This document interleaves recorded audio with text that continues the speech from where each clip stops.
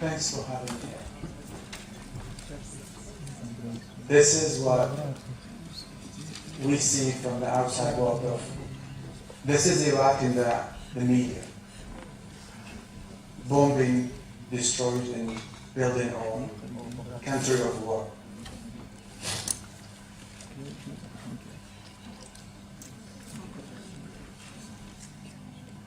Many years of conflict and sectarian violence. Devoid Iraq and Kurdistan. As an Iraqi photographer based in Kurdistan, I was struggling with these kind of image in the Western media. As a photojournalist, I cannot deny this is what we do. This is what we have to do. We have to cover that breaking news. We have to show tragedy of people. But as a photographer, I knew there is something wrong. There are some kind of other photos that we need to capture. There are some kind of other moments that we need to capture for the history for this country. So, at one point, I was a photographer for the international news agency. Since 2003, beginning of the Iraqi invasion, I was a photographer working in Kirkuk, covering the conflict.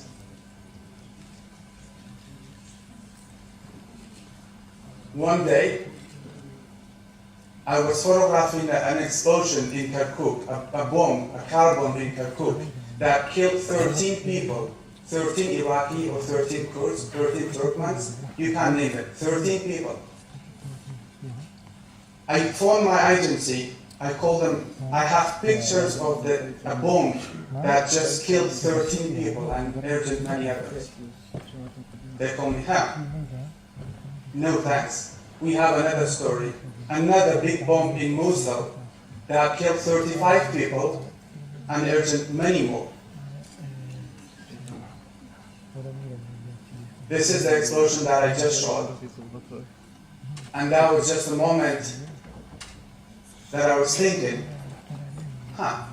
photography and my colleagues, we were competing out of capturing the numbers of people, number of people died, and we have to win the page and the coverage and publish our photos.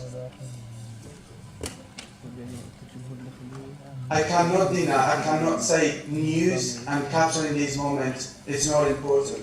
But that was not all the story about Iraq. I knew, and my colleague knew, there are many, many other stories we have to capture, and we have to grab the viewers and audience attention. So for this,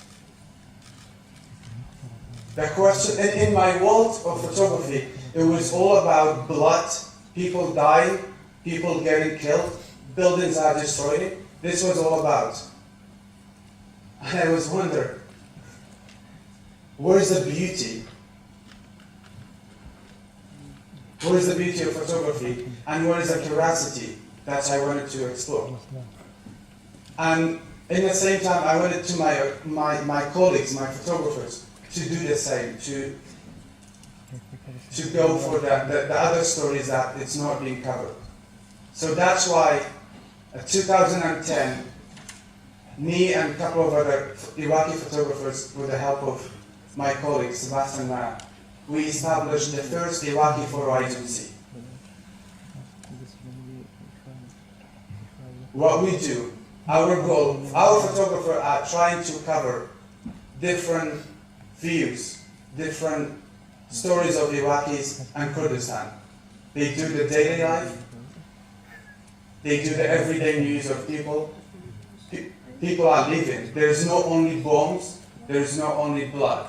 There are some other stories of Iraqis that we need to tell. This kind of image was not existing. And the other point we decided to establish metrography, we were always struggling with having our own voice our own way to express our country or our photographs, sending out the photographs that we want people to see, not that other people do want us to do. That was a bit different with the story of not having the Iraqi photo agency. So from the bombs, from the politicians, the next elections, we changed those characters. We gave we focused on the traffic women police. We focused on the daily labor. We focused on the other people who live in the community and nobody is talking about them. Today, metrography, we have about 100 photographers all around the country, from Basra to Duhok. There was another thing about metrography and starting this agency. Because in Iraq there is no photo academy or institute or somewhere you can study photography, we were struggling with this problem that not having enough education and then going out to photograph what is need to be taught. So we started metrography training center that we do voluntary train our photographers and the other photographers that want to tell their stories. Last year, we had 4 international photographers and editors who trained our photographer to tell a better story through photo story. They trained them how to tell the stories of different kind of people in Iraq.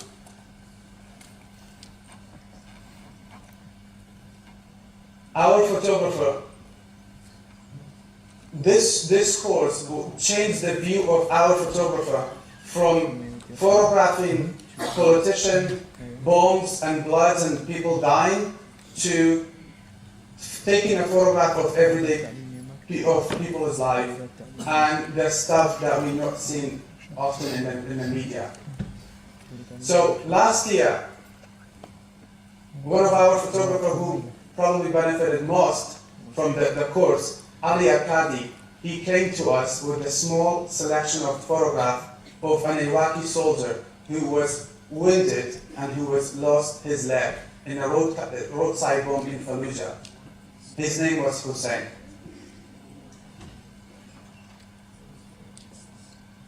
Ali's photo, he spent days on photographing Hussein and his family in Baghdad. And his photograph in the beginning was beautiful, subtle, and really powerful.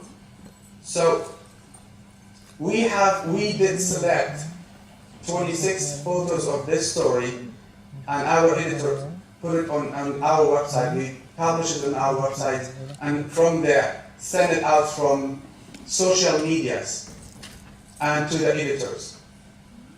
Shortly we got an email from a guy, a friend in Baghdad, who said, I know a doctor who can help this person for free. A couple of weeks later, Hussein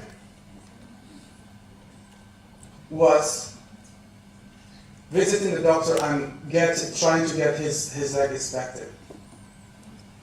A month later, he got his new leg. So, because of Ali's powerful photograph, and because of Ali's talent and commitment, and his photo story, Hussein can walk again, and he got married just after.